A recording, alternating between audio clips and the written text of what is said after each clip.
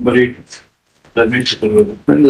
Last date में आपने all other accused की इंफॉर्मेशन मांगी थी सर, कन्वर्टेड हो गए हैं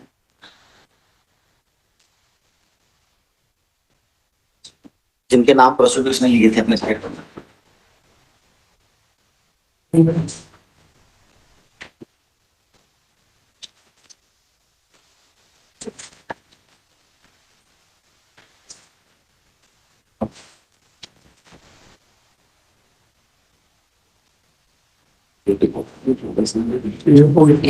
किशोर न्यायालय से उनको वो जुवेनाइल थे, बाकी को एक्यूज उनको 7-7 महीने के लिए विशेष गृह में रखने की वो दे दी गई, तो मुस्तकम हो गया उनकी जो क्वेरी थी वो। तो अब तो इसकी मेरिट्स देखना है जी, सेकंड सस्पेंस है ना, फर्स्ट विड्रॉ हुआ है। हाँ, इनकी मेरिट देख लेते हैं। जी सर। ये सुद्दू बल्द जम्मू लाल है जी और कुट्टू लाल जी। ये जेल रिपोर्ट भी जी दिखाइए। 14 साल 8 महीने। 14 साल 8 महीने हो गए। सिंगल मर्डर है क्या? वो एक्चुअली प्रूव नहीं हुआ मिलॉर्ड, है? प्रूव नहीं हुआ। He was only convicted under 76। क्या 20 साल की सजा है इसमें? लाइफ इन प्रिजन है? Life in prison. Life in prison. ये तो रिमिशन के साथ 14 साल 8 महीने हो गए सर इनको। रिमिशन 10 ही साल हुए एक्चुअली। ओरिजिनल 14 साल टोटल करना चाहिए। बताइए मेरिट्स पर बताइए। Milord may kindly see the prosecution story milord ji. अभियोजन का प्रकरण संक्षेप में इस प्रकार है कि घटना दिनांक 8/10/2011 को उसके आसपास ग्राम मंगली थाना महाराजपुर मंडला की है। फरियादिया आयु 20 वर्ष ने अपनी बुआ बुधिया बाई कोटवार देवकी बाई और मुकद्दम गिरधारी लाल के साथ पुलिस चौकी हृदय नगर में आकर यह रिपोर्ट लिखाई कि वह पिछले साल नवरात्रि खत्म होने के तीसरे दिन शाम करीब 6 बजे दाल लेकर घर जा रही थी, तो रास्ते में सुद्धू, जयपाल, दशरथ और किरणा मिले।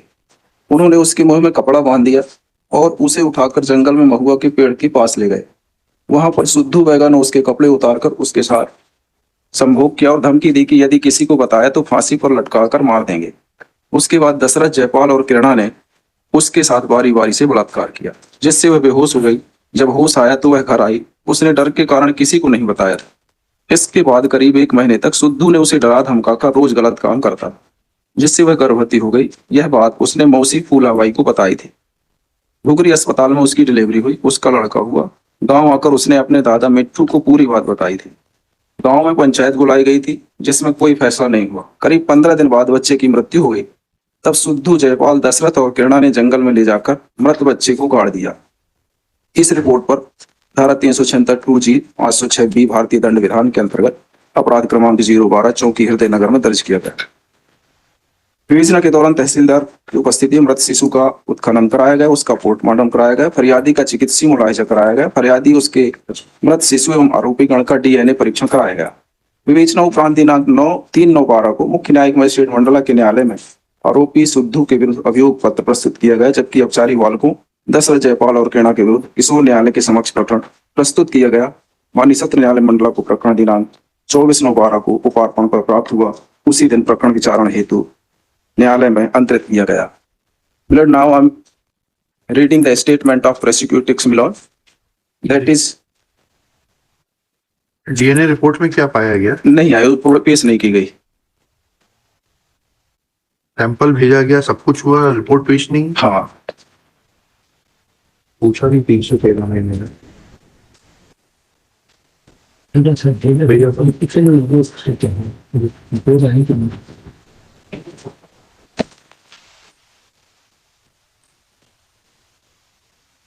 जी, इसके एविडेंस पढ़ रहे हैं आप?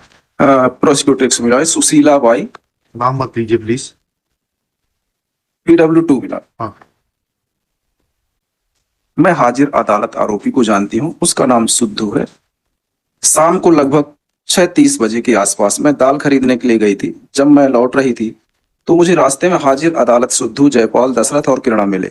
सुद्धू ने मेरे मुंह में कपड़ा बांध दिया, फिर चारों लोग मुझे पकड़कर जंगल में महुआ के पेड़ के नीचे ले गए। फिर सुद्धू ने मेरे कपड़े उतार दिए और मेरे साथ गलत काम किया। मैं उस समय सलवार सूट पहने थी। सुद्धू ने मेरे कपड़े उतार दिए एवं उसने खुद भी अपने कपड़े उतार दिए। फिर उसने मेरे साथ बुरा काम किया। सुद्धू मेरे ऊपर सो गया था। उसने मेरे साथ बलात्कार किया। फिर उसके बाद जयपाल ने मेरे साथ बलात्कार किया। फिर दशरथ ने मेरे साथ बलात्कार किया। फिर किरणा ने मेरे साथ गलत काम किया। सुद्धू ने बोला कि किसी को मत बताना, यदि किसी को बताई तो तेरे को महुआ झाड़ में फांसी पर टांग देंगे। इसके बाद मैं बेहोश हो गई। 4 बजे रात में मुझे होश आया, तब मैं अपने घर पर गई थी। चारों लोग मुझे वहां छोड़कर चले गए थे। उसके बाद सुद्धू मेरे साथ रोज गलत काम करने लगा।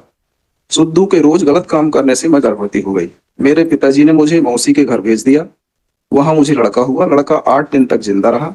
लड़का ठंड लगने से बीमार हो गया था, जिसके कारण वह मर गया। फिर बच्चे को सुद्धू और उसके साथ आरोपी गण दफनाने के लिए ले गए थे। मेरे दादा मिट्ठू लाल ने पंचायत बुलाई थी। पंचायत में कोई फैसला नहीं हुआ। चारों लोगों ने मुझे रखने से इनकार कर दिया। तब मैंने थाने में रिपोर्ट की थी। पृथक सूचना रिपोर्ट प्रदेश P2 है। आसिया मेरे विभाग पर हस्ताक्षर है। मैंने पुलिस को वह स्थान बताया था जहां पर मेरे साथ सुद्धू व अन्य लोगों ने बलात्कार किया था। नक्शा प्रदेश P3 है, जिसमें आसिया विभाग पर मेरे हस्ताक्षर। मैंने पुलिस को वह स्थान भी बताया था जहां से चारों लोग मुझे पकड़कर घर ले गए थे। उस स्थान का नक्शा P4 है। उस पर मेरे आसिया विभाग पर हस्ताक्षर है। मेरा डॉक्टरी मुलाहिजा हुआ था, जिसकी सहमति मैंने दी थी, जो कि प्रदेश P5 है। इसके आसिया विभाग पर मेरे हस्ताक्षर है। मुलाहिजा के बाद महिला चिकित्सक के द्वारा मेरी चड्डी जब्त की गई थी। मेरी डिलीवरी घर में हुई थी। प्रति परीक्षण में मिला यह सही है कि मेरा बच्चा पूरे 9 महीने बाद हुआ था। यह सही है कि शेष 3 आरोपी सुद्धू के रिश्तेदार हैं। यह कहना गलत है कि चारों आरोपी एक साथ ही काम में जाते हैं एवं उठते बैठते हैं। यह कहना गलत है कि मेरे जयपाल से पहले संबंध थे। यह कहना गलत है कि मैं घटना के पहले से ही जयपाल से गर्भवती थी। प्रश्न है, पंचायत में तुम्हें चारों में से किसी ने रखने से मना कर दिया, इसलिए तुमने रिपोर्ट लिखाई। उत्तर, चारों लोग रखने के लिए तैयार हो गए थे, लेकिन बाद में चारों ने मना कर दिया, इसलिए मैंने बाद में थाने में रिपोर्ट लिखाई। यह सही है कि सुद्धू के घर में उसका भाई शिक्षक है। यह कहना गलत है कि सुद्धू के घर में अनाज पानी की दिक्कत नहीं है। यह कहना गलत है कि सुद्धू परिवार से संपन्न है, इसलिए अपना भविष्य सुरक्षित समझकर मैंने जानबूझकर सुद्धू को फंसा दिया। मैं 3री कक्षा तक स्कूल गई हूँ, दस्तखत कर लेती हूँ। मैंने पुलिस को रिपोर्ट में घटना की तारीख व स्थान आदि बताया था। यह कहना गलत है कि सुद्धू ने मेरे साथ कोई गलत काम नहीं किया, मैंने उसे झूठा फंसाया है। प्रदर्श P3 का नक्शा पुलिस ने मेरे सामने बनाया था, लेकिन चौकी में बनाया था। जिस स्थान से मुझे उठाकर ले गए वहां सिर्फ एक ही व्यक्ति का घर है। सड़क के दोनों तरफ 1-2 घर है। यह कहना गलत है कि जब मुझे आरोपीगण उठाकर ले गए तब नवरात्रि का समय था। यह कहना गलत है कि 9-10 बजे रात तक उस गली में आना जाना होता है। शाम को लगभग 7 बजे तक रास्ते में आना जाना बंद हो जाता है। मेरे मुंह में मोटा वाला कपड़ा बांध दिया था, इसलिए मैं चिल्ला नहीं पाई। मैंने पुलिस को यह बात बताई थी कि सुद्धू ने मेरे मुंह में कपड़ा बांध दिया था।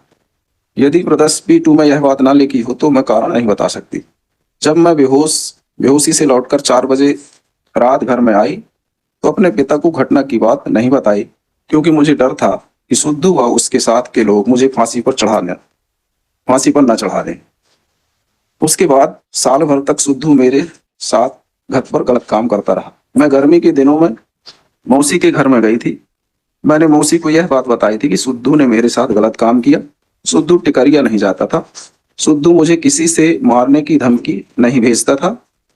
स्वतः कहा कि वह रोज मुझे धमकी देता था। मैं टिकरिया में 8 दिन रही। स्वतः कहा कि गांव में किरणा के माता पिता मुझे धमकी देते हैं कि तुमने जबरन मेरे लड़के को फंसाया है, तुम रोज राजीनामा करो, नहीं तो तुम्हें कुल्हाड़ी से मार देंगे। टिकरिया से घुघरी पास में मेरी डिलीवरी टिकरिया में मेरी मौसी के घर में हुई थी। मेरी जजकी के बाद मुझे गाड़ी से घुघरी के अस्पताल में लेकर गए थे। मैंने अस्पताल में बताया था कि यह सुद्धू का लड़का है। मैं जजकी के समय घुघरी थाने में कोई रिपोर्ट नहीं लिखाई थी।